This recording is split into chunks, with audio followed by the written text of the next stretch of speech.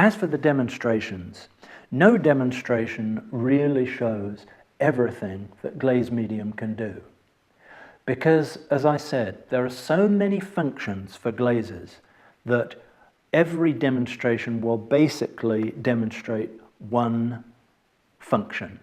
So understand that. Understand that in this it's doing one thing, in the next demonstration it will do another, and we'll try to provide as many demo videos as possible in glazing, using paintings that are very different from each other, so that you can see a range of all the things that you can get out of glazes.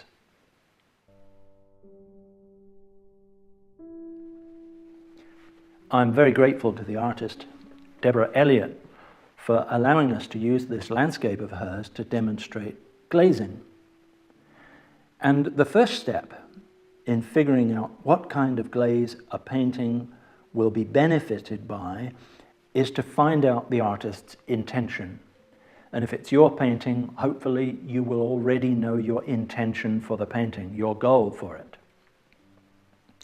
In this case, it was clear that it's a sensitive landscape with a great feel for distance and vapor atmosphere. You can see the haze on the distant hills and a slight haze on the intermediate hills. And of course, there's that whole feel of the water and this soft, rather cloudy light. So that can be deepened and enhanced, giving it all the more sense of air, haze, and sensitivity. So my conclusion was that an air glaze had to be mixed up, a vapor glaze you might call it. And it's very simple. You have to combine zinc white, which is the transparent white. It's good for glazes and in fact not good to use in solid paint because it tends to crack in the form of solid paint. But it's ideal in glazes. It gets stuck together basically. You measure out the amount of glaze medium that you think you'll need. I glance at the painting and try to figure out the size and try to get that about right. That just simply comes from experience. And you then mix the paint in. In this case, a little bit of that zinc white and some French ultramarine blue and a little touch of black or brown to quite simply kill the blue and give it a softness, a slight grayness, so that it's not so intensely blue. You try it out on the painting until you're happy with the density of it. I really went for it in this painting, and you can see that when you first put the glaze on, it is quite scary. It looks very radical. But you've basically got to smother the painting, bite the bullet, and absolutely go for it. So hang on, Deborah.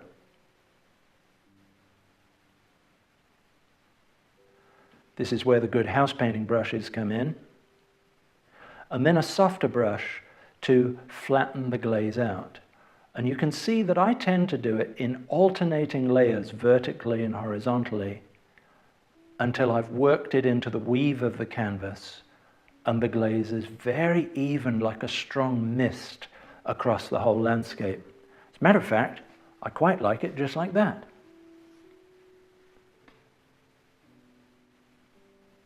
Once it's perfectly smooth and even, you can come back with the cloth and start to remove areas of the glaze to good effect.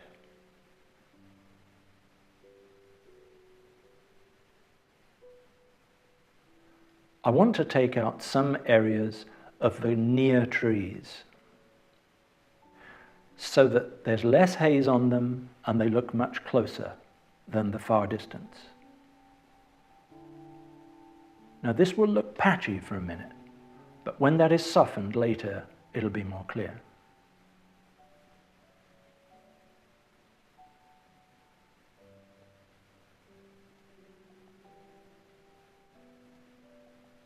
I also want to take some of the glaze off the trees next to that center landscape so that it contrasts against it.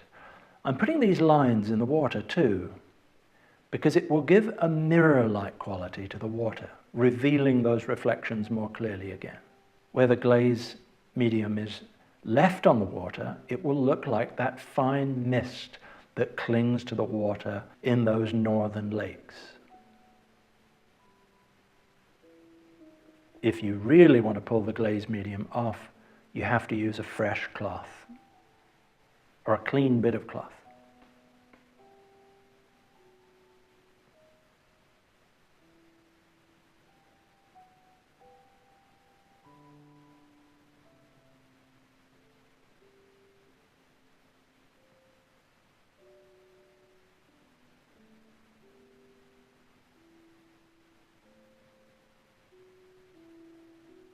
I now want to remove the glaze on the far left from that tree,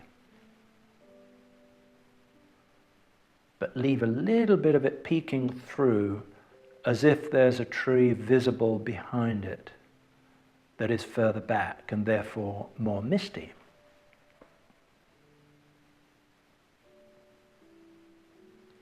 Can you begin to see now the difference in distances of the trees? It's as if within the woodland, some trees are further back. Now here I am with the blending brush, just softening those lines.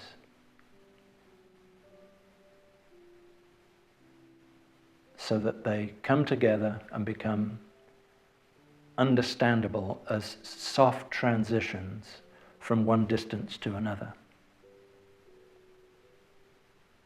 Just clarifying those mirror-like reflections in the water.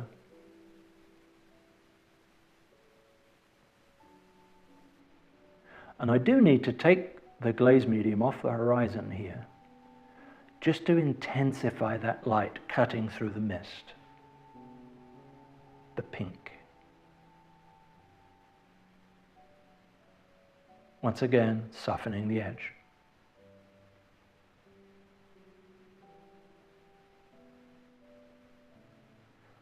The thing is, you can carry on and put repeated glazes on, one after the other, allowing them to dry in between. Here's the painting before, a little raw. And here it is now, softened and laying back into the mist. Just one example of using glazes.